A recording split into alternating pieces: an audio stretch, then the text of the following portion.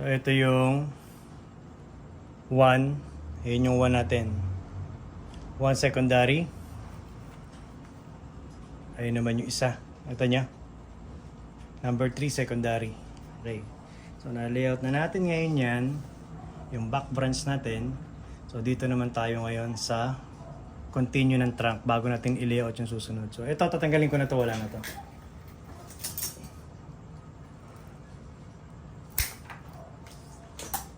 So dito ngayon, dahil ito ay naka-wire na dati, ang gagawin naman natin ngayon dito ay hindi na natin wa-wiringan. Kumbaga yung ginagawa ko, nalagyan ko ng wire dito, tapos lagyan ko lang ng tape. Para yung mismong hilom na yan, magtuloy-tuloy na.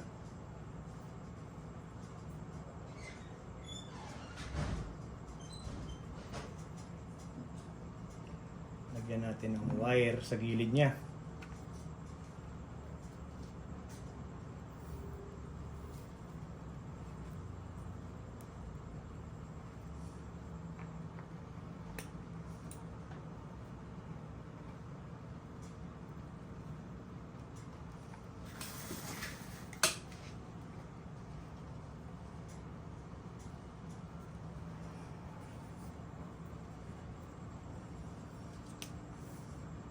Ito ginagawa ko pag nagpapahilom ako ng sanga na malalaki.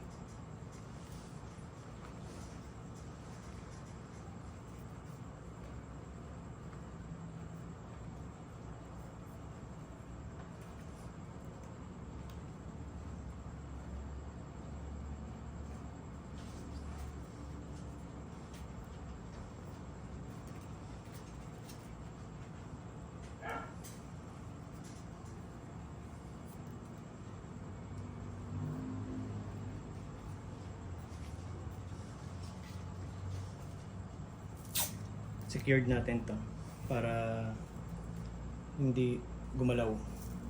So itong ginagamit ko mga idol ay automotive wiring harness tape. Gagalaw kasi ito pagka hindi nilagyan.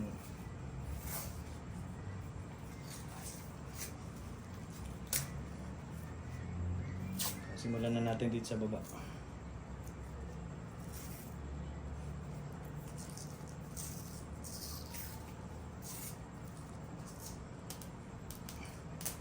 Unang paglalagay. Dalawa dito.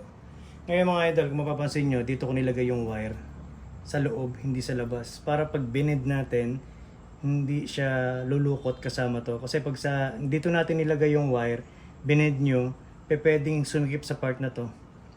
Kaya kabila.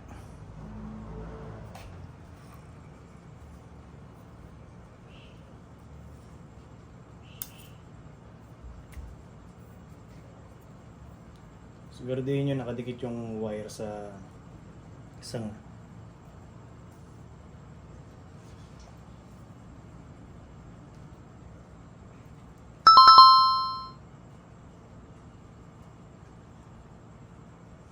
Ayan.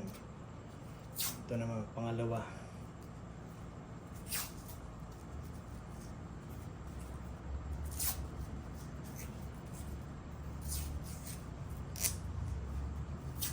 Pangatlo.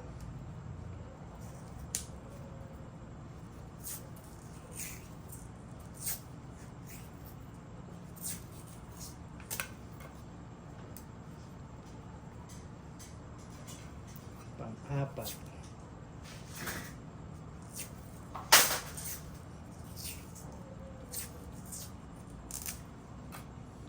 Pang-lima. Okay, natapos na natin lagyan ng mga tape itong wire doon sa mismong sanga. So ang gagawin ngayon natin, yung mapapansin nyo, tingnan nyo sa side doon pumunta yung main. So ngayon gagawin natin, dadali natin to dito para nakasugod yung mismong continue ng trunk sa front. So pag ito ngayon nilayout natin, twist natin ng konti.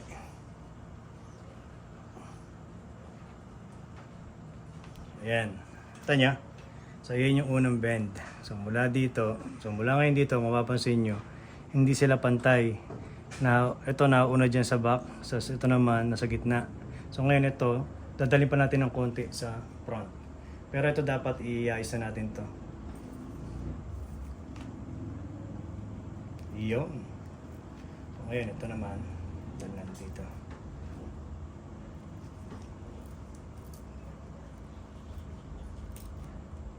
Kaya matakot mga idol na na magkaroon ng crack-crack yan. Normal lang yan sa hibiscus.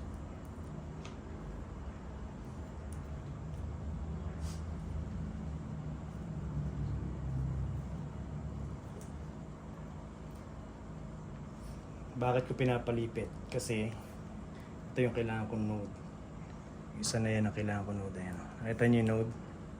Ayan o. So yun yung kailangan natin. So ngayon, layout na natin to. Dito na tayo ngayon sa dalawa. Gamit tayo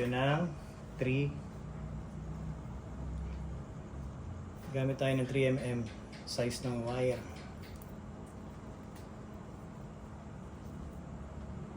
Okay.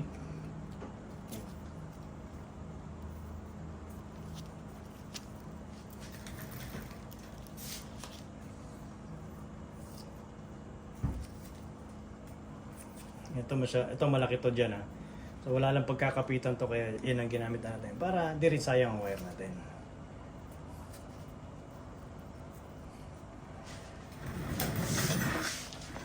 Okay, na-wire na natin. So ito yung kailangan nating node. Ito yung node na yan. Kailangan natin isa na yan, tsaka ito. So ang gagawin natin yun, ititwist natin.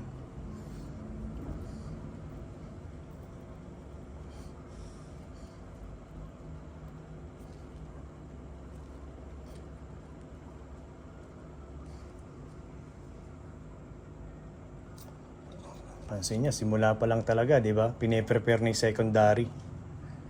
So sa ngayon, nakakalito yan kasi may mga nakaangat. So dito naman tayo ngayon. Ito yung kailangan nating node tsaka ito.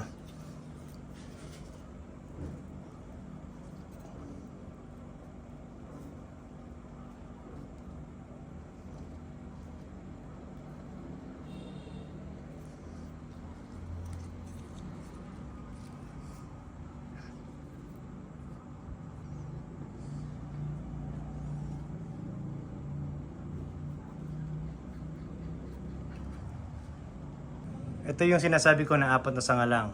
First, second, back branch, back branch.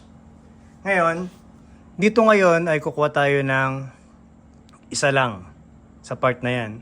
Then, ang gagawin ngayon natin, yung comparison ko dito kung bakit yan ako magka-cut back sa mismong node na yan. Mula dito kasi, tingnan nyo sabihin na natin ito ay 5 inches. So, mula dito hanggang doon, tingnan nyo. 5 inches din. So, yun yung hangganan nung continue ng trunk na to. So, mula ngayon dyan, yung isang sanga na tutubo dito, iaangat natin uli yun at kukuha tayo ng isa. Ngayon, bakit ang laki ng negative space? Kasi, kinakailangan natin ng sunlight at para makapasok din ng hangin at makapaglaro mismo doon sa loob yung mismong araw at hindi tayo magpatay ng ating twigs. At pangalawa, kapag nasa front tayo, yung ating 11 o'clock back view, kita. So, malinis na makikita yan dahil yung isang sanga dito bababa dyan. So, mapapansin nyo, hindi ako gumagawa ng perfect triangle. At least, nagkakaroon ako lagi ng negative space para dun sa sunlight. Okay? Ngayon, dumako naman tayo ngayon sa clocking position branches. Hindi nyo makikita mga idol ang clocking position branches kung nasa front lang kayo, side, or back. Dito nyo makikita yan mga idol. Yan. Diyan nyo makikita yan sa mismong top view. Yan. Ito nyo. Huwag nyo naman masyadong perfect yan So yan, ito nyo. So ito yung first branch natin. Nakaturo siya sa 4 o'clock. So ito naman yung ating second branches. Nakaturo naman sa 8 o'clock. At ito naman back view natin, nakaturo sa 11. At ito naman isa na to ay nasa 1 o'clock. Tingnan nyo, kung ilalagay natin dito yung back view, isa lang ang magiging branch natin dyan. at hindi tayo makapaglalarong mabuti kapag nasa gitna siya. Hindi rin makikita yung ating primary branch. Compared dito sa ating clocking position branches na 4 o'clock, 8 o'clock, 11 o'clock, and 1 o'clock na lahat mula primary, secondary hanggang tertiary is kita. So ang kagandahan naman dyan, kapag nasa front tayo, tanaw siyan lahat. Diba? So tanaw lahat yan. Malinis na makikita yan. Yung tutubo naman dito na isa, kapag pinutol natin yan, ang comparison nito, ito yung kukuhanan nyo ng comparison. Yung 4 o'clock. Diyan pupunta yan sa part na yan. Yung magiging branch pababa dito. So ito yung sinasabi ko sa inyo na hindi na kayo maguguluhan once na nagkaroon ng mga branch sa taas.